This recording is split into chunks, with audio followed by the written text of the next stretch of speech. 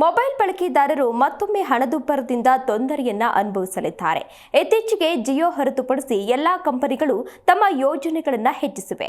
ಈಗ ಅವುಗಳ ಬೆಲೆಗಳು ಮತ್ತೆ ಏರಿಕೆಯಾಗುವಂತಹ ಸಾಧ್ಯತೆ ಇದೆ.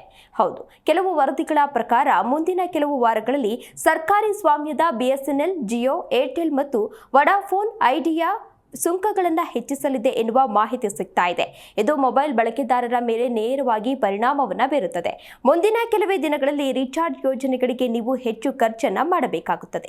ಹಾಗಾದ್ರೆ ರೀಚಾರ್ಜ್ ಯೋಜನೆಗಳು ಎಷ್ಟು ದುಬಾರಿಯಾಗುತ್ತವೆ ಅಂತ ನೋಡೋದಾದ್ರೆ, ಇಟಿ ಟೆಲಿಕಾಂ ವರದಿಯ ಪ್ರಕಾರ ನಿರಂತರ ಹಣದುಬ್ಬರ ಮತ್ತು ಮುಂದಿನ ಕೆಲವು ತಿಂಗಳುಗಳಲ್ಲಿ ಪ್ರಮುಖ ಚುನಾವಣೆಗಳ ಅನುಪಸ್ಥಿತಿಯಿಂದಾಗಿ ಟೆಲಿಕಾಂ ಕಂಪನಿಗಳು ಡಿಸೆಂಬರ್ನಲ್ಲಿ ಸುಂಕಗಳನ್ನು ಹೆಚ್ಚಿಸುವಂತಹ ಸಾಧ್ಯತೆ ಇದೆ ಎಂದು ಬ್ರೋಕರೇಜ್ ಸಂಸ್ಥೆ ಮೋತಿಲಾಲ್ ಓಸ್ವಾಲ್ ಹೇಳಿಕೆ ನೀಡಿದ್ದಾರೆ.